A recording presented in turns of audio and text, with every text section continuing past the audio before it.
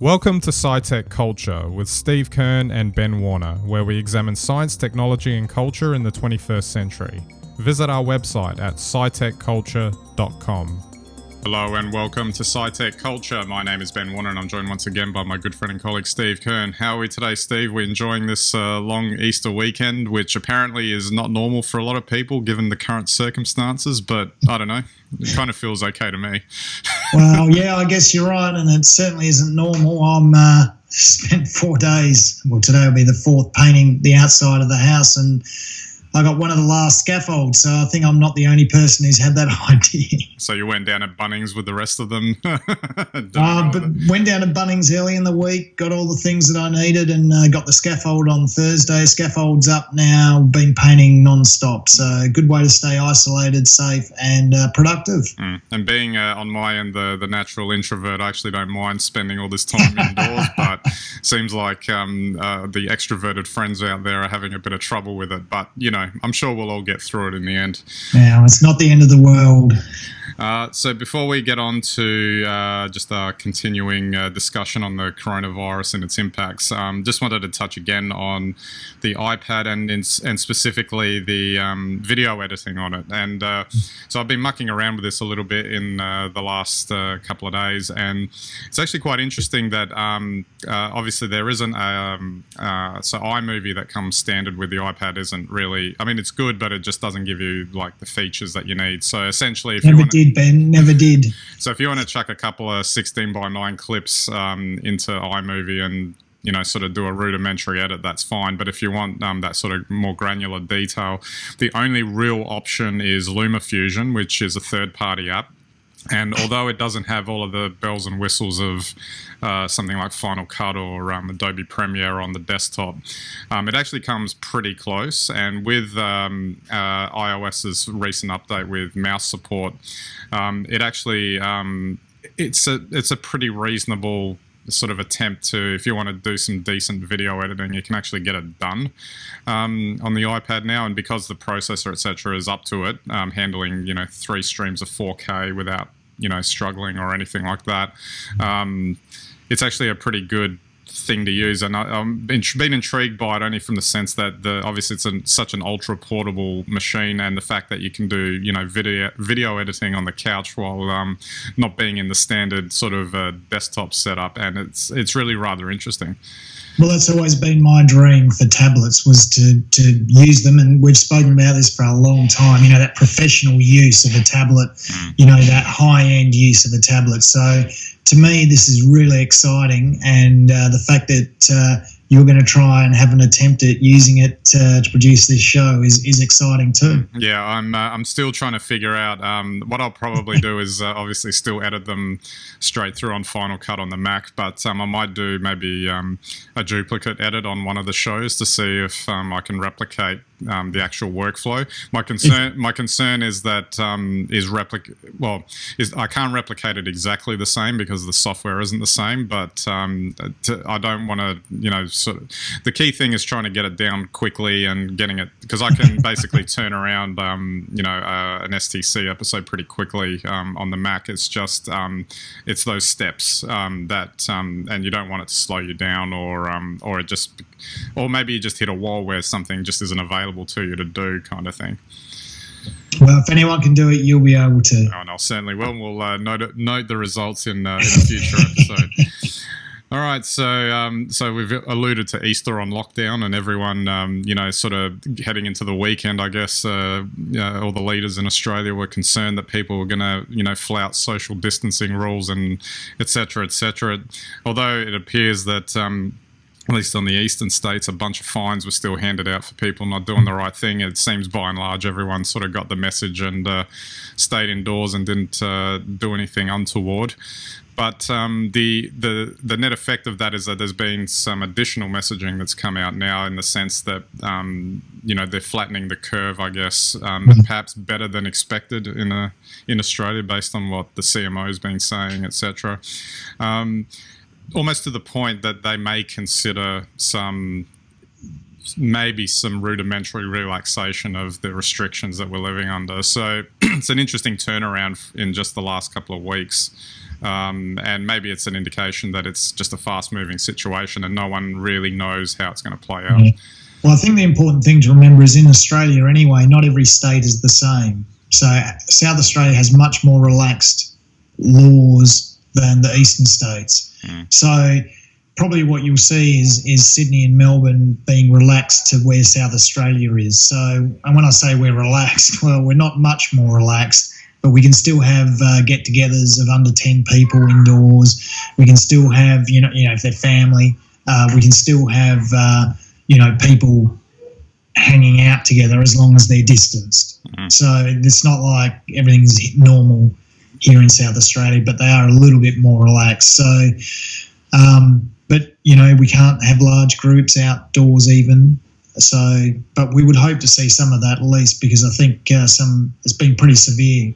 So even when they're saying like the lessening up or loosening up of these restrictions, it's sort of, you still got to pour some cold water on it, because they're talking about in the context of doing things slowly. That's right, and it won't mean reopening bars anytime in the next 6 weeks. And the one that I wanted to touch on was travel as well. So this concept that, even just interstate travel might not be something that's on the horizon for till well later in the year, and international travel maybe even longer than that, because we have to get an understanding of how the rest of the world's going and what the risks are and whatnot. And there was a bit of messaging around that came out this week too, that, what was it? Look to. I hated that the term Australia First came up in the discussion, but because obviously that's got some parallel bad connotations from elsewhere. But the idea being that look to Australia first to do your travels and trips, and I've been hearing a bit of that going on at the moment as well. Yes, well, we'll see what happens out of that. I don't even think, I don't know. We'll see. I mean, we'll see when they allow interstate travel again. They need to control it inside Australia first, but I agree with you. I think there won't be any international travel for 6 months for sure. Absolutely. Just in the second half now, and we touched on this a little bit about this idea of it ever being the same afterwards, etc.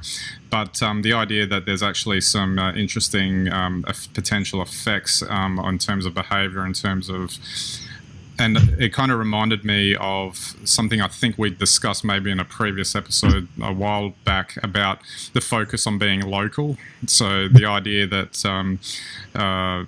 being in suburbia is going to be attractive to a lot of people, that the being in the local community might be something that's a bit more interesting, and compounding the fact that so many people are working from home now, if that becomes more of a viable option across the board, that it may decentralize the focus, I guess, on where we have to go and what we have to do in the daily lives of work, life, etc., etc.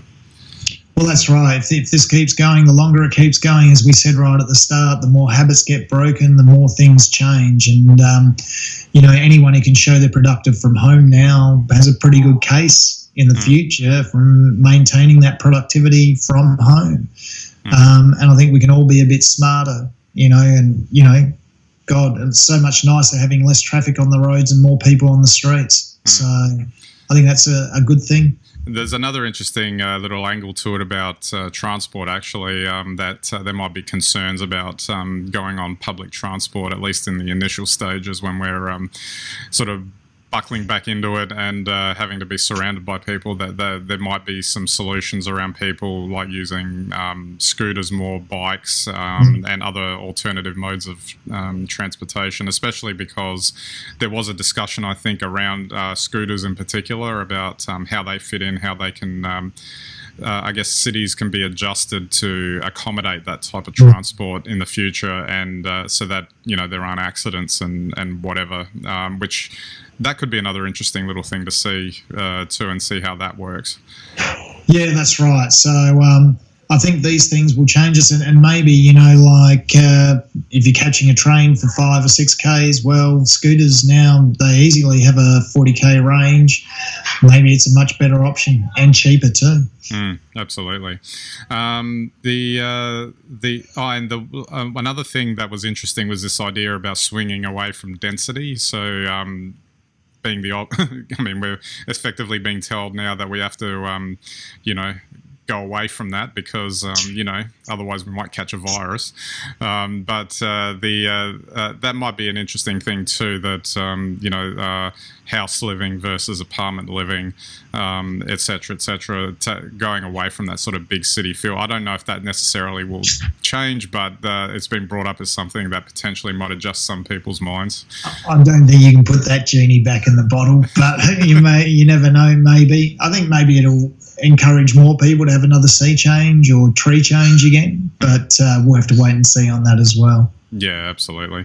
Not going people can always still have their apartment, and then if they really want the holiday house or something to escape from, I guess they can do that too.